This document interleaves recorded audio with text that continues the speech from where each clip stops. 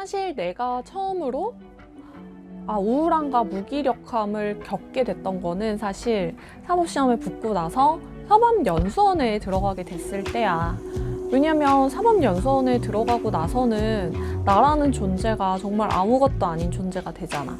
사법시험에 붙은 건 나 하나가 아니고 거기 있는 모든 친구들인 거고, 그동안 모든 사람들이 나한테 똑똑하다, 대단하다 라고 얘기를 해줬었는데 여기서는 내가 그런 사람이 아닌 거지.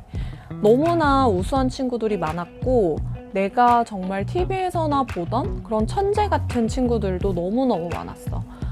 한 번은 내가 도서관에서 9시간, 10시간이고 공부는 안 하고 휴대폰만 보는 친구가 있었어. 그래서 그 친구가 왜 공부를 안 할까 이런 생각을 했었는데, 알고 보니까 그 친구가 정말 5손가락 안에 드는 엄청난 공부를 잘하는 친구였더라고. 근데 이제 내 눈에 보이기에는 공부를 안 하는 것처럼 보였던 거지. 그런 것뿐만 아니라 그냥 모든 친구들이 거의 잠을 자지 않고 저렇게 쉬지 않고 공부할 수 있나 싶을 정도로 공부를 정말 많이 했었고, 우리가 연수원 생활 하다 보면은 회식을 하거나 교수님들하고 술 한잔 하거나 이럴 때가 있거든. 근데 그런 모임을 할 때도 참석률이 대부분 굉장히 높았고, 그런 일이 있다 하더라도 전혀 이제 공부 스케줄에 지장이 없는 거야. 정말 1시간, 2시간도 안 자고 밤새서 공부하는 친구, 밥 먹는 시간이 아까워서 빵 먹으면서 공부하는 친구, 이런 친구들은 너무 많아서 너무 평범한 광경이었어. 그렇지만 나는 그렇게 하지 못하는 사람이었고, 내가 아무리 공부를 열심히 하려고 해도 이 무리 안에서 상위권으로 가기가 너무 힘든 상황이었기 때문에 그 안에서 처음으로 무기력함이라는 걸 느꼈던 것 같아. 너무 힘든 경쟁이구나. 내가 사법시험이라는 거 자체의 경쟁만 너무 힘들고 어렵다고 생각을 했는데 사법연수원 속에서의 경쟁은 훨씬 더 힘들구나. 이런 거를 느꼈던 거지. 그러고 나서 이제 변호사가 되면 처음에는 로펌에 취직을 하거나 개인 변호사 사무실에 이제 고용 변호사로 취직을 하거나 이렇게 해서 일을 배우면서 이제 변호사 생활을 하게 되는데, 이때는 정말로 많이 혼나고 배우고 힘들고 사회생활도 처음이고 하다 보니까 너무너무 힘들었던 것 같아. 내가 처음으로 판사님한테 혼났던 적이 있어. 내가 그 사건을 했던 변호사는 아니었는데 이미 한 1년 정도 진행이 되다가 다른 변호사님이 이제 퇴사를 하고 내가 그 사건을 이어받아서 첫 재판을 갔던 거야.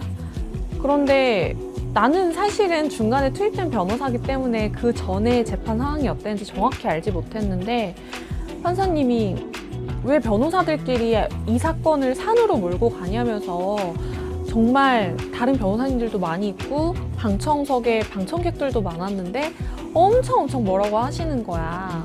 그래서 그 당시에 내가 너무 충격을 받아서 법원에서 이제 발걸음이 떼지지 않아서 그 자리에 털썩 앉아서 1시간 동안 아무것도 못했던 그런 적도 있었고, 그 당시에 내가 로펌에서 평균적으로 퇴근하는 시간 11시였어.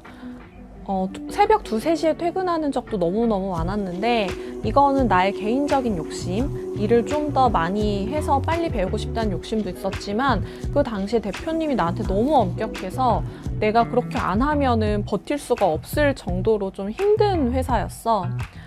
가끔씩 10시에 퇴근을 해서 이제 좀 쉬어볼까 해도 대표님이 나와서 술 마시라고 하면 마셔야 되는 되게 이제 군대 같은 그런 회사 생활을 했었지. 근데 그때도 너무 힘들었지만 사실 어쨌든 그 생활이 힘들다 하더라도 월급이 따박따박 나오잖아. 그리고 이제 내가 전연차 변호사이기 때문에 대표님한테 가서 좀 물어보고 배우면서 할 수 있다는 그런 방어막이 어느 정도는 있었던 것 같아. 근데 이거보다 더 힘든 상황은 개업을 하고 나서야. 변호사로 개업을 하고 나면 이제 변호사로서 해야 될 일이 줄어들지는 않아. 내가 로펌에 있을 때와 이제 개업을 하고 나서의 나의 업무량은 똑같은데, 그 외에 내가 사무실을 운영하고 세금을 내고 그리고 직원들한테 월급을 줘야 되는 그런 추가적인 업무가 발생하게 되는 거지.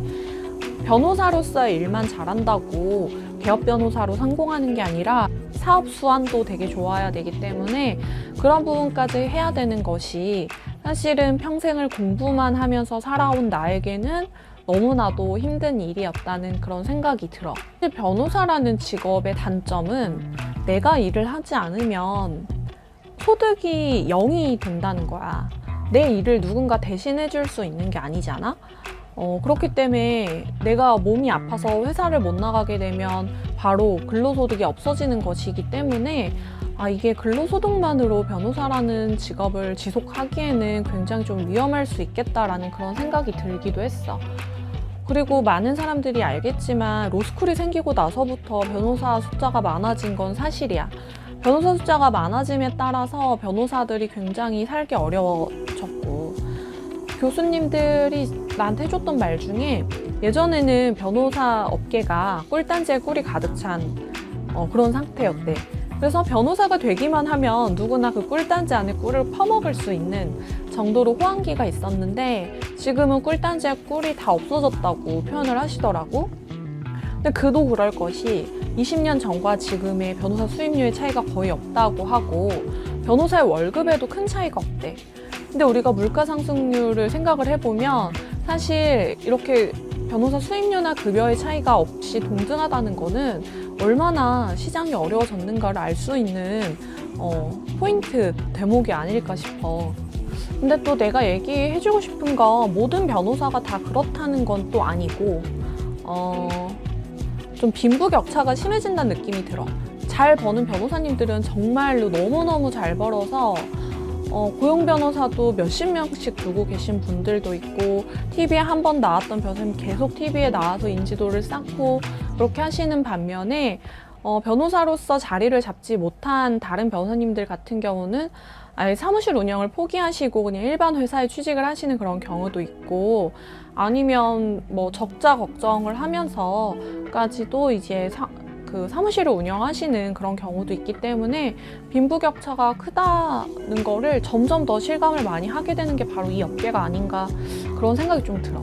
그래서 변호사가 되는 과정도 너무 힘들지만 변호사라는 타이틀을 유지하기까지의 과정도 너무나도 험난하다는 거를 여러분들이 좀 아셨으면 좋겠다는 그런 생각이 들고, 사실 변호사의 급여 같은 경우 생각해보면은 우리 때는 이제 보통 세후로 얘기를 하는데 세후 월급 400에서 500 정도로 시작을 했던 것 같아. 이제 신입 변호사 같은 경우에. 근데 요즘에는 거기서 더 낮아져서 뭐 300에서 250까지 받는 경우도 있다고 하더라고. 근데 이제 400에서 500 정도에서 시작을 해서 연차가 쌓이면서 당연히 급여가 올라가긴 하는데 변호사의 급여는 무한정 올라가는 게 아니라 이제 한계점이 있고, 그리고 사실은 고용 변호사, 이제 월급을 받는 변호사 같은 경우는 한 10년 정도 하면 이제 거의 다 수명을 다했다라고 생각을 하고 그때부터는 개업을 해서 내 사무실을 차려야 된다고 이야기하는 경우가 많아. 그래서 안정적인 이제 급여 생활자로는 한 10년 정도밖에 못 하는 거지. 물론 10년 이상 급여 생활을 하는 변호사님들도 계시지만 그렇게 많지는 않은 것 같아.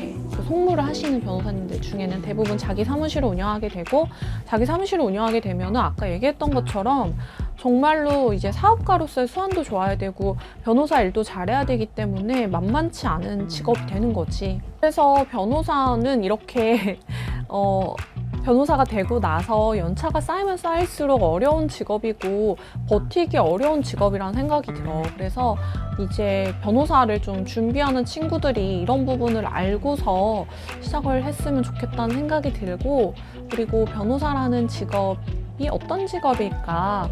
이 사람들은 편하게 살까? 뭐 이런 것들이 궁금할 친구들이 있을 것 같아서 오늘 이렇게 영상을 찍게 됐어. 그러면 재미있게 봤으면 좋겠고, 내가 다음에 더 재미있는 주제가 있으면은 다른 주제로 한번 인사를 하러 올게. 오늘 영상 봐줘서 고맙고 다음에 또 봐.